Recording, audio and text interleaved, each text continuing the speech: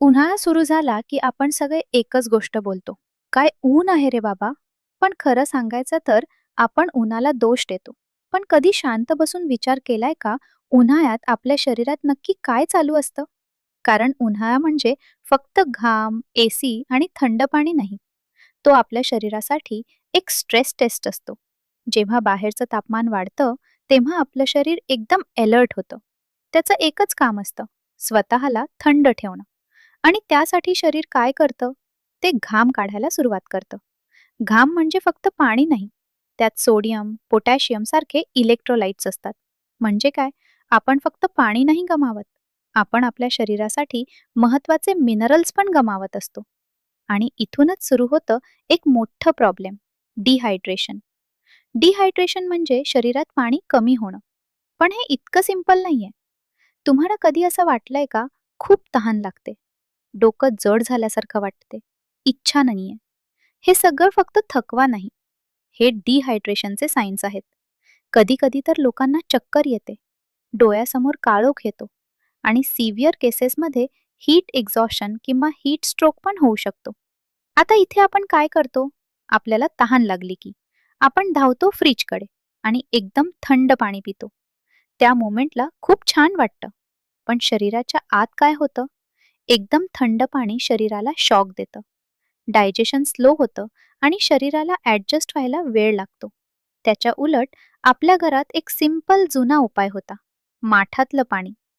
माठातलं पाणी नॅचरली थंड असतं. ते ना जास्त थंड ना कोमट, परफेक्ट बॅलन्स.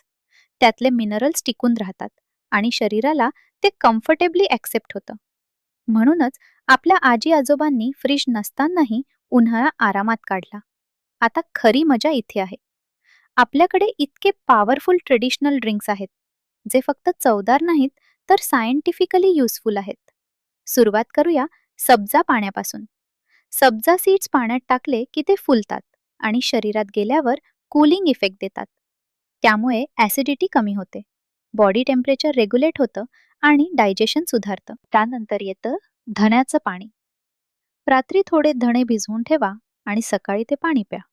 हे इतकं सिंपल आहे, पण बॉडी डिटॉक्स करण्यासाठी खूप इफेक्टिव्ह आहे. उष्णता कमी करतं आणि डायजेशन स्मूथ ठेवतं. आता समरचा किंग, आमपन्हा. कच्च्या आंब्यापासून बनलेलं, थोडं आंबट, थोडं गोड आणि थोडं खारट. पण हे फक्त चव नाही, हे एक नॅचरल इलेक्ट्रोलाइट ड्रिंक आहे. जे इलेक्ट्रोलाइट्स आपण घामातून गमावतो, ते परत भरून काढण्याचं काम आंपणा करतो. म्हणूनच गावाकडे लोक उन्हातून आल्यावर पहिल्यांदा आंपणा पितात. आणखी एक अंडर रेटेड हिरो, कोकम सरबत. कोकम शरीराला थंड ठेवतं, ॲसिडिटी कमी करतं आणि डायजेशन सुधारतं. कोकण साईडला लोक रोज पितात आणि त्यांचं बॉडी नॅचरली हीट रेझिस्टंट होतं. आणि आपला एव्हरग्रीन, लिंबू पाणी. विटॅमिन सी भरपूर, इन्स्टंट एनर्जी आणि हायड्रेशन. जर तू त्यात थोडं मीठ आणि साखर टाकलीस, तर ते ऑलमोस्ट ORS सारखं काम करतं. पण फक्त ड्रिंक्स पुरेसं नाहीये, आपण काही सिंपल हॅबिट्स पण बदलायला हव्यात. उदाहरणार्थ, कांदा. हो, साधा कांदा. खूप लोक रॉ कांदा खातात उन्हाळ्यात, कारण तो बॉडी कूल ठेवतो. ताक, एक ग्लास रोज. ते डायजेशन इम्प्रूव्ह करतं आणि बॉडी टेम्परेचर कमी करतं. नारळ पाणी, नॅचरल इलेक्ट्रोलाइट ड्रिंक. जेव्हा एनर्जी लो वाटते, तेव्हा इन्स्टंट बूस्ट देतं. आता काही गोष्टी टाळणंही तेवढंच महत्वाचं आहे. जास्त चहा, कॉफी हे शरीरातलं पाणी कमी करतात. ऑइली, स्पायसी फूड हीट वाढवतं. आणि डायरेक्ट उन्हात जास्त वेळ राहणं, हे तर सर्वात मोठं कारण आहे हीट प्रॉब्लेम्सचं. आणखी एक सिंपल गोष्ट, आपण काय घालतो? कॉटन कपडे घाला, लाईट कलर्स निवडा, कारण ते हीट रिफ्लेक्ट करतात. शेवटी एकच गोष्ट, उन्हाळा हा आपल्या विरुद्ध नाहीये. तो फक्त आपल्याला सांगतोय, आपल्या शरीराची काळजी घे.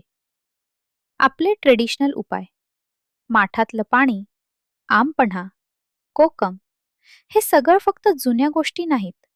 ते सायन्स आहे अनुभव आहे. म्हणून या उन्हाळ्यात फक्त एसीवर डिपेंड राहू नका. थोडं आपल्या शरीराला समजून घ्या. कारण शेवटी तुमचं शरीर तुम्हाला सिग्नल्स देतं. फक्त आपण ते ऐकायला हवं.